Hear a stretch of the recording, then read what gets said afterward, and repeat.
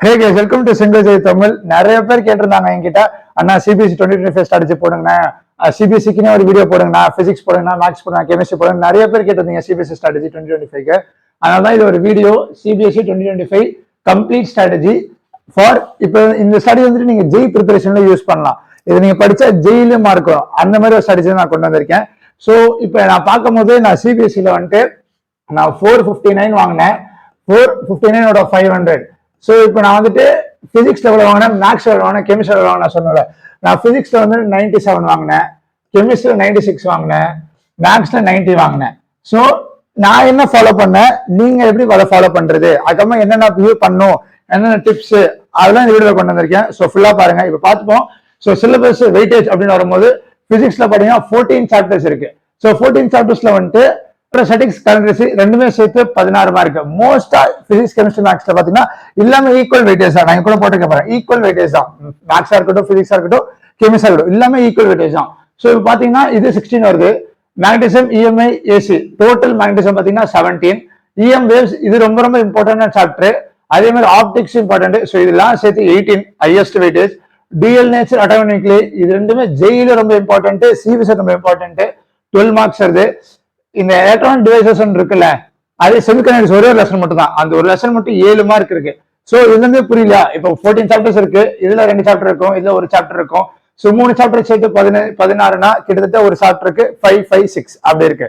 So most of the chapters equal weightage தான் இருக்கும். So புரிஞ்சுதா? இப்போ நான் கெமிஸ்ட்ரிக்கு அப்படின்னு வரும்போது 10 சாப்டர்ஸ் தான் இருக்கு. ஸோ 10 சாப்டர்ஸ் வந்துட்டு நீங்க 70 எல்லாமே 70 + 30 போடுறீங்கல்ல. 70ன்றது நீங்க எழுதுற எக்ஸாம், 30ன்றது வந்துட்டு இன்டர்னல். இன்டர்னல்ல ஃபுல் அண்ட் ஃபுல் நீங்க வாங்கியே தானும், என்னதான் இருந்தாலும் நீங்க ஃபுல் வாங்கி தான் ஆகணும், இது வாய்ப்பே கிடையாது. ஸோ இப்போ 70 மார்க்ஸ் பாத்தீங்கன்னா 10 சாப்டர்ஸ் இருக்கு. 70 டிவைட் பண்ணா ஒரு சாப்டர்ல கிட்டத்தட்ட 7 மார்க் நீங்க நினைப்பீங்க. ஆனா ஆர்கானிக், இப்போ இன்ஆர்கானிக், பிசிக்கல் வரும்போது 9, 8, 7, 6 அந்த மாதிரி தான். அந்த மாதிரி இருக்கும். இப்போ 9 இருந்துச்சா 6 இருக்கும்.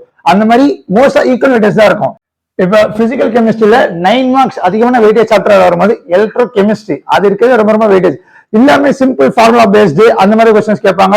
தியரி கொஸ்டின்ஸ் அப்படிதான் நார்மலா தியரி தான் கேட்பாங்க. அதுக்கப்புறமா இந்த மாதிரி சிம்பிள் ஃபார்முலா பேஸ்ட் தான் கேட்பாங்க. நான் அந்த பேட்டர்ன் கூட நான் சொல்றேன் எல்லாமே. சரி, இன்ஆர்கானிக்ல 2 சாப்டர் தான் இருக்கு. என்னது அது இருக்கு, ரொம்ப ரொம்ப மோஸ்ட் வெயிட்டேஜ் சாப்டர் வந்துட்டு ஜெயிலையும், இதுல ரொம்ப மோஸ்ட் இம்பார்ட்டன்ட் வெயிட்டேஜ் சாப்டர் என்னன்னா coordination compounds, D block, F block. இது ரொம்ப ரொம்ப இம்பார்ட்டன்ட் வெயிட்டேஜ் சாப்டர். நெக்ஸ்ட் இப்போ ஆர்கானிக் அப்படி பாத்தீங்கன்னா செகண்ட் யூனிட், செகண்ட் புக் இருக்கும். 12th chemistry second book full and full organic தான். Alkanes, haloarenes, alcohols, phenols, ethers, aldehydes, ketones, carboxylic acid, amines, biomolecules எல்லாமே ஜெயில வெயிட்டேஜ், சிபிஎஸ்ல வெயிட்டேஜ். ஸோ ஆர்கானிக் தான் நீங்க முதல்ல படிக்கணும். ஆர்கானிக் முதல்ல படிச்சுட்டு பிசிக்கல் முதல்ல வாங்க, அதுக்கப்புறமா இதுக்கு வாங்க. ஏன்னா இது வந்துட்டு அவ்வளோ நிறைய ஞாபகம் வச்சுக்கிற மாதிரி இருக்கும், நிறைய பேருக்கு பிடிக்காது. ஸோ அதனால நீங்க முதல்ல ஆர்கானிக் வாங்க, அதுக்கப்புறம் பிசிக்கல், அதுக்கப்புறமா இன்ஆர்கானிக் வாங்க. இப்போ ஆர்கானிக் அப்படின்னு வரும்போது மோஸ்டா ரியாக்ஷன் மெக்கானிசம்ஸ், நேம்டு ரியாக்ஷன்ஸ் இதெல்லாம் அதிகமா கேட்பாங்க. நீங்க அதை புரிஞ்சு அப்படி பார்த்தா நீங்க படிக்கணும்.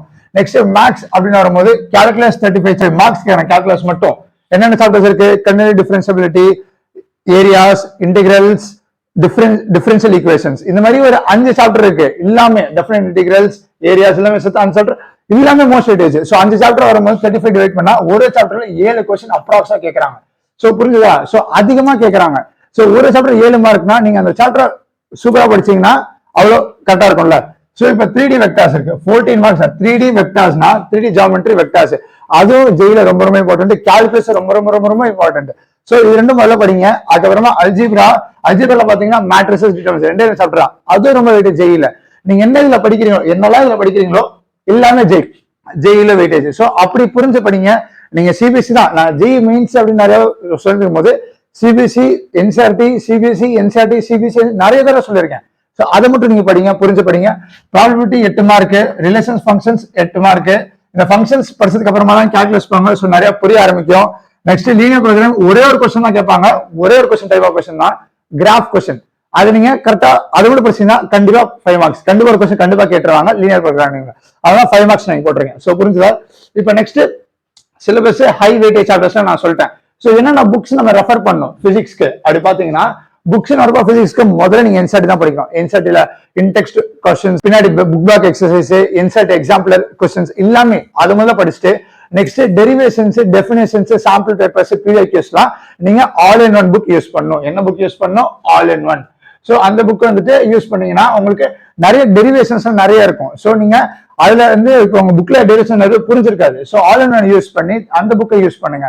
அந்த புக்ல கிளியர் கட்டா அத்தனை எலக்ட்ரோஸ்டாட்டிக்ஸ்ல அவ்வளவு டெரிவேஷன் இருக்கும். ஆக்சில், ஈக்குவல் பாயிண்ட், அந்த மாதிரி இப்ப 2 சார்ஜிங் இருக்கு. ஆக்சில்ல என்ன சார்ஜ், அதே மாதிரி ஈக்குவல்ல என்ன சார்ஜ், அந்த மாதிரி நிறைய இருக்கும். ஸோ புரிஞ்சுதா? அதனால ஆல் இன் யூஸ் பண்ணுங்க. கரெக்டா கொடுத்துருப்பாங்க டெரிவேஷன்ஸ். ஸோ அதுதான் புக்கை வாங்கி யூஸ் பண்ணுங்க, அது கரெக்டா இருக்கும். அதுக்கப்புறம் இது மட்டும் போதும். நீங்க என்ன பண்ணணும் முதல்ல அப்படின்னா, பிசிக்ஸ்ல முதல்ல என்சிஆர்டி படிச்சு இன்டெக்ஸ் புக்ஸ் எல்லாம் போட்டு பிவைக்யூஸ் போடணும். ஆல் இன் ஒன் புக்கை போடுங்கல்ல. ஆல் இன் ஒன்ல நீங்க கான்செப்டே படிக்க போறீங்க. முதல்ல என்சிஆர்டி படிங்க. நிறைய பேர் பெருசா இருக்கும். சொல்ல ஆல் இன் நான் சஜஸ்ட் பண்றேன். ஆல் இன் படிங்க. அதுக்கப்புறம் பிவைக்யூஸ் போங்க. இது மட்டும் நீங்க பண்ணாலே போதும். நான் அந்த மாதிரி பண்ணிதான் ஜஸ்ட் நான் வெறும் பார்த்தேன் கொஸ்டின் என்சிஆர்டி படிச்சேன். மெயினா ஆல் இன் ஒன் படிச்சேன். ஆல் இன் ஒன் படிச்சு நான் 97 வாங்கியிருக்கேன். ஸோ அதனால நான் என்ன பண்ணேன் அதை சஜஸ்ட் பண்றேன். ஈஸியா மார்க்ஸ் வாங்கிடலாம். இதுக்காக தான் சொல்றேன். நெக்ஸ்ட் இப்ப கெமிஸ்ட்ரி அப்படின்னு வரும்போது நான் எப்பவுமே எல்லாமே சொல்றேன். எல்லா விடலும் நான் எல்லாமே எப்படி சொல்றேன்னா, chemistry NCERT, chemistry NCERT, chemistry NCERT எல்லாமே நீங்க என்ன படிக்கணும், தியரிட்டிக்கல் கொஸ்டின்ஸா படிக்கணும். ஜெய் ஃபுல்லா நியூமெரிக்கல் கொஸ்டின்ஸ், எம்சிக்யூஸ் டைப்பா இருக்கும். அதனால நீங்க தியரிட்டிக்கல் டிஸ்கிரிப்ஷன் ரொம்ப எழுதி பார்க்கணும் நிறைய. இப்போ ஒரு ரியாக்ஷன் இருக்கு, நேம் ரியாக்ஷன் மெக்கானிசம் கேட்கறாங்க. மெக்கானிசம் என்சிஆர்டியே கொடுத்துருப்பாங்க, கிளியரா கொடுத்துருப்பாங்க. நீங்க என்சிஆர்டி மட்டும் படிச்சாலே போதும். கெமிஸ்ட்ரி நான் அப்படி படிச்சுதான் நான் 96 வாங்கினேன். நான் விளையாட்டுக்கு சொல்ல, அப்படி படிச்சு மட்டும் தான் நான் வாங்கினேன். இன்னொரு புக் என்ன சஜஸ்ட் பண்ணா, அதே ஆல் இன் ஒன் தான். அரியன்ட் ஆல் இன் ஒன் ஒரு புக் இருக்கும், black colour green colour book இருக்கும். அந்த புக் மட்டும் தான் நான் யூஸ் பண்ணேன். அந்த புக்கை மட்டும் படிச்சு பிஹெச்எஸ் போட்டேன், என்சிஆர்டி படிச்சேன். ஈஸியா மார்க் வாங்கிக்கலாம். நான் விளையாட்டுக்கு சொல்ல.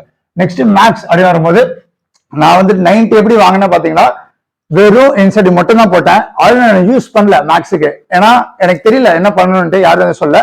ஆனா என்சிஆர்டி போட்டு நான் 90 வாங்கிட்டேன். ஸோ நீங்களும் என்சிஆர்டி மட்டும் போடுங்க, 90 வாங்கிடலாம். இன்னும் கொஞ்சம் அதிகமா 90 மேலே வாங்கலாம், உங்களுக்கு நல்லா புரிஞ்சிருந்தா.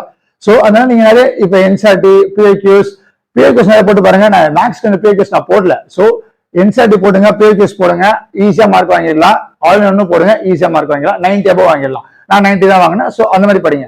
ஸோ இப்ப நான் என்ன புக் யூஸ் பண்ணணும் அப்படின்னு சொல்லிட்டேன். நெக்ஸ்ட் டைம் மேனேஜ்மெண்ட் அப்படின்னு வரும்போது எந்த எக்ஸாம் பேட்டர்ன், எக்ஸாம் பண்ண புரியணும்ல. மார்க்கிங் பாத்தீங்கன்னா 1, 2, 3, 4, 5. 1 mark question, 2 mark question, 3 mark question, 4 mark question, 5 mark question. Physics கெமிஸ்ட்ரியில அப்படின்னு பாத்தீங்கன்னா 16 1 மார்க்ஸ் இருக்கும். இதை நீங்க ஒரு மிஸ்டேக் கூட பண்ணக்கூடாது. ஒரு மிஸ்டேக் கூட நீங்க பண்ணக்கூடாது. இல்லைன்னா உங்களுக்கு 97 வராது, 96 வராது. ஒரு மிஸ்டேக் கூட நீங்க பண்ணக்கூடாது. ஏன்னா இப்ப சப்போஸ் டெஃபினேஷன் 2 மார்க்ஸ் கேட்கறான், 3 மார்க்ஸ் கேட்கறான்னா அவங்க சில பேப்பர் கஷ்டம் பண்ணுவாங்கல்ல, வேற ஸ்டேட்டுக்கு போகும் பேப்பர்லாம். அவங்க எப்படி கஷ்டம் உங்களுக்கு தெரியாது. அவங்க என்ன எக்ஸ்பெக்ட் பண்றாங்க டெஃபினேஷன் அவங்களுக்கு புரியவே புரியாது. ஸோ அதனால நீங்க அதிகமா இதுல வந்துட்டு மிஸ்ஸே பண்ணக்கூடாது. ஆனா சிம்பிளான கொஸ்டின்ஸ் கேட்பாங்க. அவ்வளவு சிம்பிளான கொஸ்டின் எப்படி கேட்பாங்கன்னா, சும்மா ஒரு ஃபார்முலா கொடுத்துட்டு இந்த எக்ஸாம் எப்பவுமே ஒரு சிம்பிள் ஃபார்முலா தான். De Broglie wavelength lambda equals to h by p ஒரு ஃபார்முலா கொடுத்துட்டு டியூவல் நேச்சர்ல அந்த சாப்டர் வரும். எல்லாமே இம்பார்ட்டன்ட் சாப்டர். அந்த ஃபார்முலா யூஸ் பண்ணி ஒரு சம் கேட்பாங்க. ஆரல்ஸ் ஒரு ஈக்குவேஷன் கேட்பாங்க. இந்த ஈக்குவேஷன் என்ன, அது யார் இந்த ஈக்குவேஷன் கொடுத்தா, ஐன்ஸ்டைனா, டி ப்ளோக்ல, அந்த மாதிரி சிம்பிளான கொஸ்டின்ஸ் கேட்பாங்க. அதை மட்டும் இதுல மட்டும் மிஸ்ஸே பண்ணாதீங்க, மார்க்கே வராது. மிஸ் பண்ணீங்கன்னா மார்க் வராது. ஏன்னா 1 மார்க் கொஸ்டின் தப்புனா தப்பு, இல்லாம எம்சிக்யூஸ் புரிஞ்சுக்கோங்க. அதை நான் கரெக்டா புரிஞ்சு படிங்க. நெக்ஸ்ட் 2 மார்க்ஸ் தான் சிம்பிளா தான் இருக்கும். 3 மார்க்ஸ் 7 கேட்பாங்க. 4 மார்க்ஸ் 2 கேட்பாங்க. கேஸ் ஸ்டடி கொஸ்டின்ஸ் இருக்கும். ஸோ கேஸ் ஸ்டடி கொஸ்டின்ஸ் அப்படி பாத்தீங்கன்னா அதுலதான் எனக்கு மிஸ் ஆச்சு. இந்த 3 மார்க் எப்படி போச்சுன்னா, எனக்கு தெரிஞ்ச வரைக்கும் நான் பார்த்திருப்பேன்ல, எனக்கு அதெல்லாம் மிஸ் ஆச்சு. அதுல தப்பு பண்ணிட்டேன்.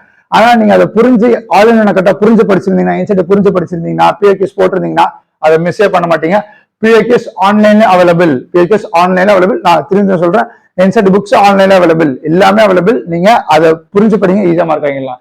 அதே மாதிரிதான் கெமிஸ்ட்ரிக்கு சொல்றேன். 1 into 16, அதே மாதிரி 2 மார்க்ஸ், 3 மார்க்ஸ், 4 மார்க்ஸ், 5 மார்க்ஸ் வந்துட்டு 3 கேட்பாங்க. இது எப்படி கேட்பாங்கன்னா பிரிச்சு கேட்டுருவாங்க. எப்படி சொல்றது, 3 மார்க்ஸ் டெரிவேஷன், குட்டி டெரிவேஷன் இருக்கும். பிசிக்ஸ்ல பாத்தீங்கன்னா ஒரு ஈக்குவல் பொசிஷன் 2 சார்ஜ் அந்த மாதிரி ஒரு டெரிவேஷன் கேட்டு அதோட டெஃபினேஷன், அது யார் இதை கொடுத்தா, யார் எது, அந்த மாதிரி சிம்பிளான கொஸ்டின் கேட்பாங்க. நீங்க என்சிஆர்டி மட்டும் படிச்சு பிஐக்யூஸ் போட்டு ஆல் இன் ஒன் படிச்சீங்கனாலே ஈஸியா கரெக்ட் பண்ணிடலாம். கண்டிப்பா நீங்க சென்டம் அடிக்கலாம் பிசிக்ஸ்ல, இல்லாதமே நீங்க சென்டம் பண்ணலாம். நெக்ஸ்ட் இப்போ ஆர்கானிக் அப்படி வரும்போது நான் சொன்ன ரியாக்ஷன் மெக்கானிசம், அந்த 5 மார்க்ல பாத்தீங்கன்னா ஒரு 3 மார்க் ரியாக்ஷன் மெக்கானிசம் நான் கொடுத்து அந்த மாதிரி தான் சிம்பிளா கொஸ்டின்ஸ் கேட்பாங்க. இப்போ ஒரு 1 மார்க் எப்படி கேட்பாங்கன்னா, இப்போ ரியாக்ஷன் கொடுத்துட்டு யார் இந்த ரியாக்ஷன் பேர் என்ன, நேம்டு ரியாக்ஷன், அதுக்காக உங்களுக்கு 2 நேம்டு ரியாக்ஷன்ஸ், இன்டர்மீடியட், மெக்கானிசம்ஸ் அதெல்லாம் படிக்க சொல்றேன். புரியுதா? இப்போ மேக்ஸ் அப்படின்னு வரும்போது சிம்பிளா தான் கொஸ்டின்ஸ் இருக்கும். 90 மேல வாங்கலாம். அதான் நான் பண்ண தப்பு நீங்க பண்ணக்கூடாது. ஒரே காரணத்துக்காக நான் இந்த வீடியோ கொண்டு வந்திருக்கேன். என்னன்னா நீங்க ஆல் இன் ஒன் போடுங்க, சம்ஸ் நிறைய போடணும். மேக்ஸ்னால நீங்க படிக்கவே கூடாது, நிறைய சம்ஸ் போட்டு போட்டு போட்டு போட்டு பார்க்கணும். as compared to JEE full and full simple தான், எல்லாமே சிம்பிள். பிசிக்ஸ், கெமிஸ்ட்ரி, மேக்ஸ் எல்லாமே சிம்பிள். ஸோ புரிஞ்ச படிங்க, ஈஸியா மார்க் வாங்கலாம்.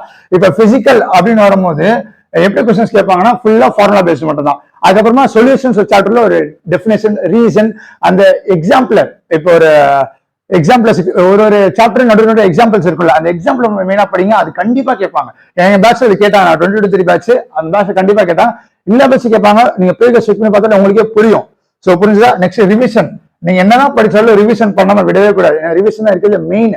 அது இல்லாம நீங்க பண்ணா இப்ப எல்லாமே படிச்சிட்டீங்க, ரிவிஷனே பண்ணலாம், டோட்டலி வேஸ்ட். அதனால ரிவிஷன் மெயினா பண்ணணும். நான் இன்னொரு சாட்டர்டே சொல்றதுதான், வீக் ஒன்று படிக்கிறீங்க, வீக் எண்டிங்ல இப்போ மண்டே டு சாட்டர்டே படிக்கிறீங்கன்னா சண்டே ரிவிஷன். Revision main. அது மட்டும் தான் நீங்க படிக்கணும். புரிஞ்சுதா? நெக்ஸ்ட் எக்ஸாம் டிப்ஸ் வரும்போது ரொம்ப ஃபியர் எடுத்துக்காதீங்க, ஈஸியா மார்க் வாங்கிடலாம். ஃபியரே வச்சுக்கூடாது. எப்படி சொல்றது, இப்போ பிசிக்ஸ், மேக்ஸ், டெரிவேஷன் வரல, எனக்கு அது வரல, இது வரல, உங்களுக்கு என்னதான் இப்போ உங்களுக்கு கொஸ்டின் அட்டனே உங்களுக்கு தெரியல, சுத்தமா தெரியல, ஏதாச்சும் எழுதி வச்சிருங்க. எழுதி வச்சா ஸ்டெப் மார்க், ஹாஃப் மார்க்ல 1 மார்க் ஏதாச்சும் போட்டுருவாங்க. இப்ப 5 மார்க் கொஸ்டின்ல 3 மார்க் டெரிவேஷன் கேட்கறாங்கன்னா அவங்களுக்கு டோட்டலா தெரியவே தெரியல அப்படின்னு வச்சுக்கோங்களேன், சும்மா ஏதாச்சும் போட்டு வச்சிருங்க. இந்த கிவன், அதுக்கப்புறமா ஏதாச்சும் அது பேஸ்ட் ஆன் கான்செப்ட்ஸ் போட்டு வச்சீங்கனால ஈஸியா அவங்க 1 மார்க் 2 மார்க் ஆச்சும் கொடுத்துருவாங்க. 1 மார்க் கண்டிப்பா கொடுத்துருவாங்க 3 மார்க்ல எதுவுமே தெரியலனா. சோ நீங்க எதுவுமே விட்டுட்டு வராதீங்க. எல்லா கொஸ்டின் அட்டன் பண்ணுங்க, டைம் வேஸ்ட் பண்ணாதீங்க. கொஞ்சம் புரிஞ்சு பொறுமையா அக்யூரேட்டா எல்லாத்தையும் ஆன்சர் பண்ணுங்க, ஈஸியா மார்க் வாங்கிடலாம். இதே மாதிரி நிறைய வீடியோஸ் வந்துட்டே இருக்கு. நான் தனித்தனியா chemistry strategy, physics strategy, maths strategy எல்லாத்துக்கும் தனித்தனியா நான் போடுவேன். நிறைய பேர் தனித்தனியா கேட்டிருந்தீங்க. நான் ஜஸ்ட் இது காமனா CBSE 2025 ஸ்ட்ராட்டஜி நான் போட்டு வந்திருக்கேன். தனித்தனியா சப்ஜெக்ட் வைஸ் ஸ்ட்ராட்டஜி எல்லாத்துக்கும் வந்துட்டே இருக்கு. அடுத்த வீடியோஸ்ல நிறைய பேர் கமெண்ட்ஸ்ல கொஸ்டின்ஸ் கேட்டிருந்தீங்க, எல்லாத்துக்கும் தனித்தனியா வீடியோஸ் வந்துட்டே இருக்கு. So stay tune, all the best, பார்ப்போம்.